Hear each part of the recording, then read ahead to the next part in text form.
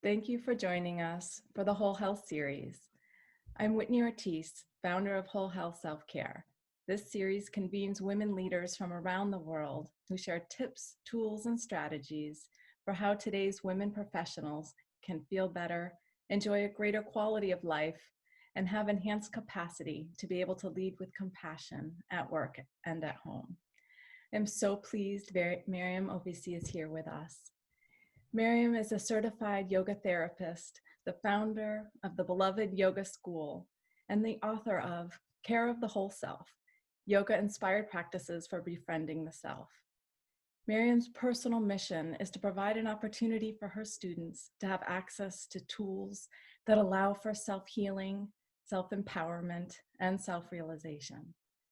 Maryam's passion for helping others care for all dimensions of the self expands to embracing the creative spirit. Growing up with a father who is a renowned international modern artist, really immersed her in a deep reverence for the healing potential of art and creativity. Thank you, Maryam, for sharing with us and being a part of the series.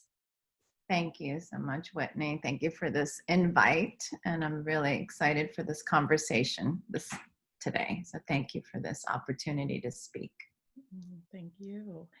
Through your practice and teaching of yoga, you've experienced moments of deep inner peace, which really have nourished your mind, body, and spirit. And at the core of yoga is deep love and care for the whole self, which is one of the reasons I'm so grateful you are here to share your wisdom within the Whole Health series. What are some of the yogic traditions and rituals that have most resonated with you and which you think are and could be most helpful to women professionals today who are experiencing great pulls on their time, capacity, and emotions? Thank you. I call it the toolkit or the rituals of the path. And yoga is a very vast, and people say, what do you practice? And I have to say yoga and then do this kind of mudra because it's kind of big and vast. And one of the major tenets is that it's a personalized practice.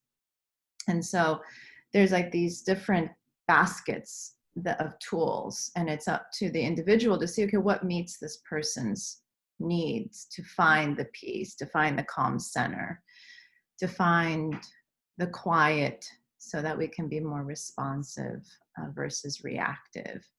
And the modern practice kind of yoga has three main tools, and that's what I pull from, which is the breath work is central, movement practices, and the practices of the mind and attitude cultivation. Mm-hmm. And so those are the main categories, and it's what in the book I highlight as the rituals to engage in and to activate in one's life. Yes, and as you are trained in and teach trauma-informed yoga as well, would you mind highlighting what are some of the nuances, if there are any, and how that could be a therapy or a therapeutic practice for many who have experienced trauma? Mm-hmm. So this use of trauma is pretty modern. I don't remember 15 years ago even speaking about it or ever saying to someone, I just had a really traumatic experience, or I feel traumatized. This wasn't so common where it really is right now. And so this lens of trauma-informed yoga is also fairly modern. And it's a modern addition because of the necessity of compassion that is required now. In all fields, we are seeing trauma-informed psychotherapists, trauma-informed schools. In Fairfax County, where we are in Virginia, we actually have trauma-informed public schools and trauma-informed teachers. Mm-hmm. So what this means is that there's an attunement that is being called forth. And in my particular tradition, we teach trauma-informed yoga. So it's, I just want to say there isn't one way. Mm-hmm. There's you may find different approaches, but the approach that I have, that I co-developed with a fellow teacher, Heather, it lays on 4 principles, but I want to highlight the first one because it's what is kind of central to the book. And it's the first one is to have choice. What trauma does to us is it leaves us with a sense of hopelessness and helplessness. And because of perhaps flashbacks or triggers or this sense of hypervigilance that can happen around our life and relationships, we tend to feel like we've lost a sense of ourselves and our ability to navigate. And so the book is based on this first principle of it's your choice. And I'm giving options that are within 1 to 3 minutes initial. So it doesn't feel so overwhelming and accessible, but there's a choice. A person can start with this, a person can start with that, a person can start with this. And the practices, which, I can kind of speak about, but I don't give all the science behind every practice, but they're really based on the respect of who we are and our systems and the nervous system. And so that trauma-informed lens is giving great care to the power of choice and to understanding the fragility and the power of the nervous system, and that you can't do this all the time. You can't. Sometimes you've got to do this. And the practices are about that. If somebody wants to do this with themselves, go for it. But that's not what I'm advocating.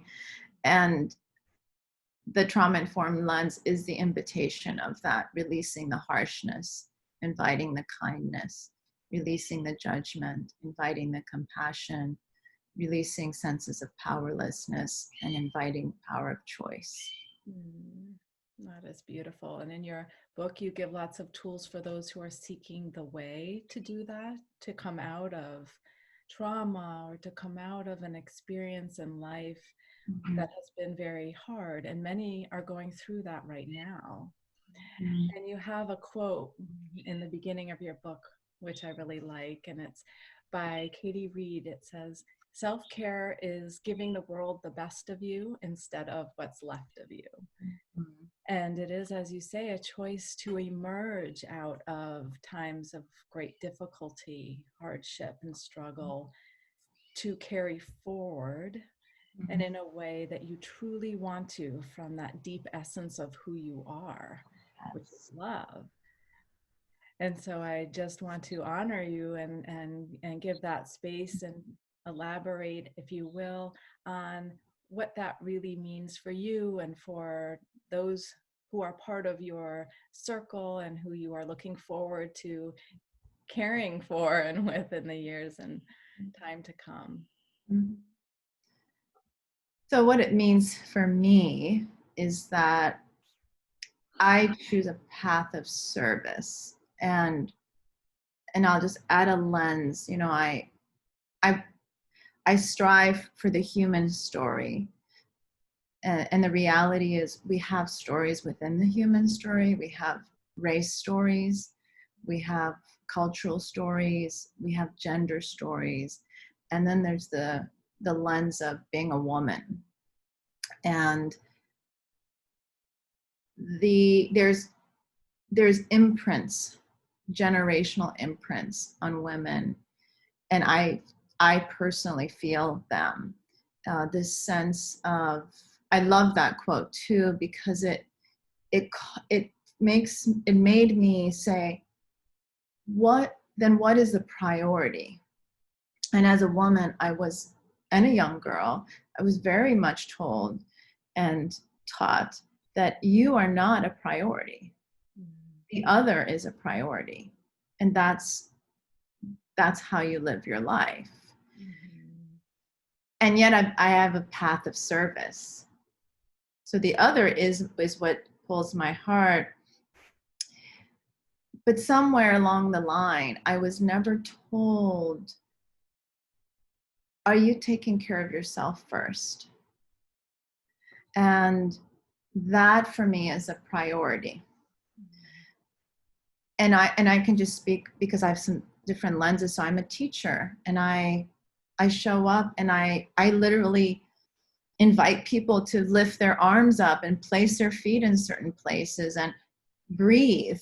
And I'm giving guidance of how to take care of themselves. And I always felt it really odd that how can I do that and not do it for myself? It's very strange for me, that kind of, I don't know what to call it, but that kind of, that disconnect. And so for me, that's very important. And that's why it's one of the first quotes that you see, because it's important how I show up for myself. So my circle around me is a circle that doesn't mean we've all perfected our self-care. Doesn't mean we're like incredible with how we take care of ourselves equally as others, but our intention is there. We are striving for that. And so in the circle that I surround myself in, it is that vibration of moving towards that in our actions, of being progressive in our thinking and in our interactions with ourselves and others. I don't know if that exactly answers your question. Yes, definitely. And brings out that principle of movement, where we are in flow when we are so deeply connected to ourselves, and intentionally surround ourselves with those who uplift us and support us and help Yes. guide us on our journeys, where we Yeah. can contribute and we also learn and grow. So there is constant flow between. And as you say, it is a constant intention that we put out there, and that we welcome in and we attract to ourselves those who can further us in the ways that we choose to be. So that choice comes back to the points that you raised at the beginning, and how movement is such a key part of yoga.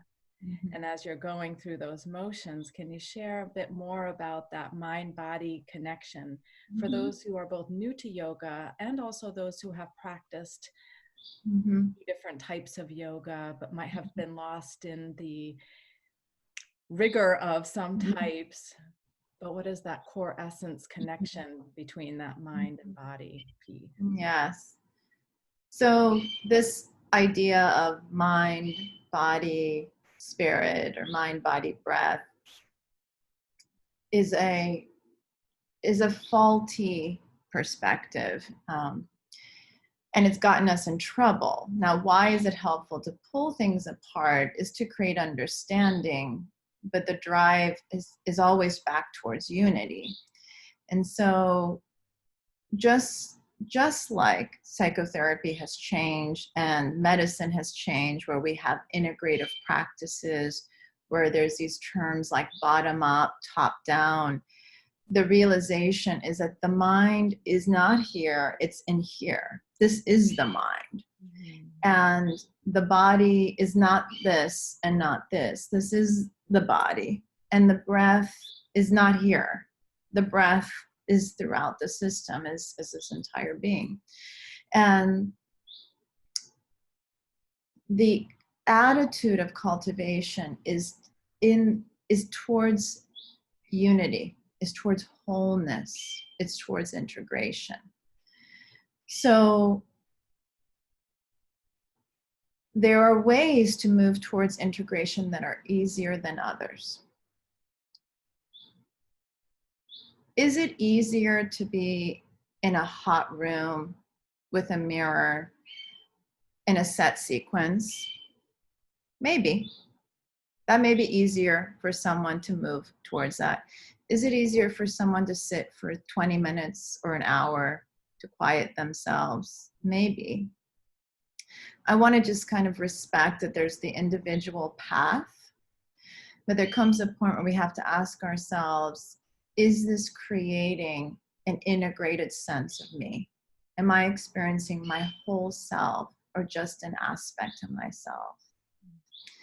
Am I getting caught up in what, and I'll just speak in yoga terms, in what a posture looks like versus how does this posture support me to feel integrated?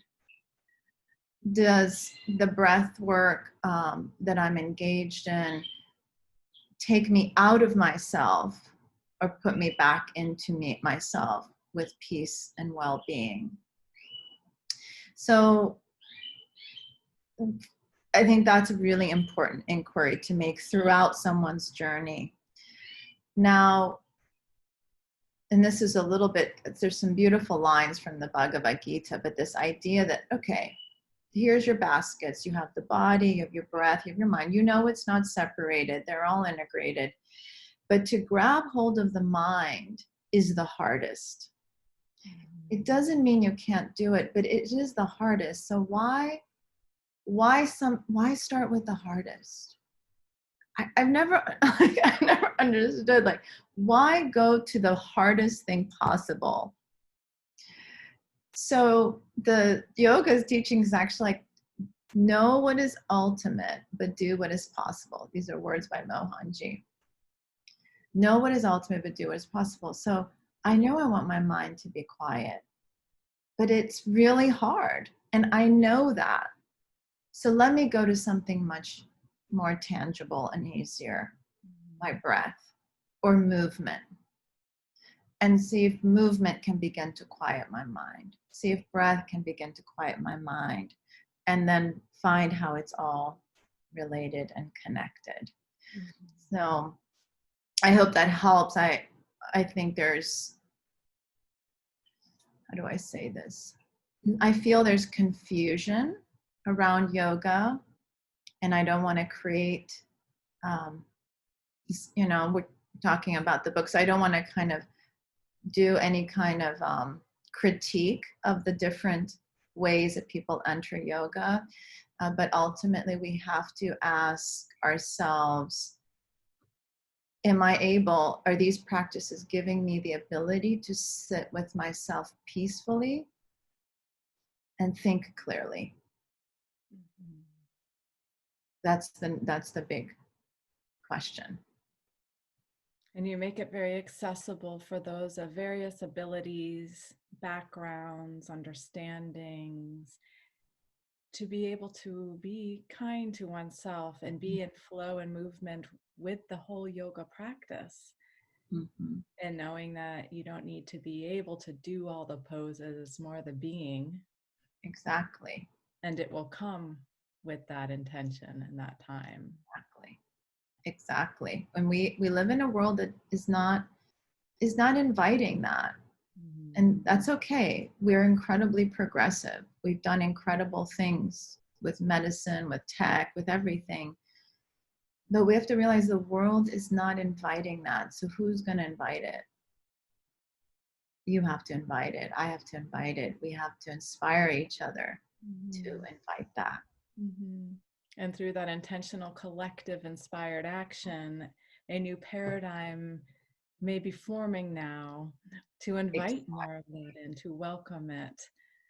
Yes. And what you're doing is really, I mean, these are how you shift paradigms. You create collective voices, you show partnerships, and you work in a different framework than what's already existing.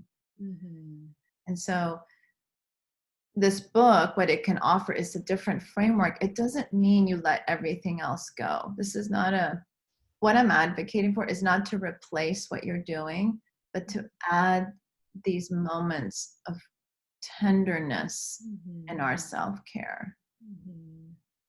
And it's written in such a beautiful, poetic way. And as you share that you have a poet in your heart, it is a wonderful read. I highly recommend it. And others can join you through your website and your online practices. If you wouldn't mind sharing your website here. Sure, thank you. It's my name, Maryam Ovissi, and the last name is OVISSI.com. And all the tools that I speak about, there's a video for each one, and then there's a lot more resources there. A huge driver for me is accessibility, and so everything is free on the website and for use, and there'll be courses I offer, but I'm very driven to to make this accessible. You know, that's a personal philosophy I have, that I'm always teetering between those worlds of, you know, accessibility and then our livelihood. I Mm-hmm. think that's another whole different discussion of the path of service that we choose, right? That's true. Well, thank you so much for sharing with us, Maryam. Thank you.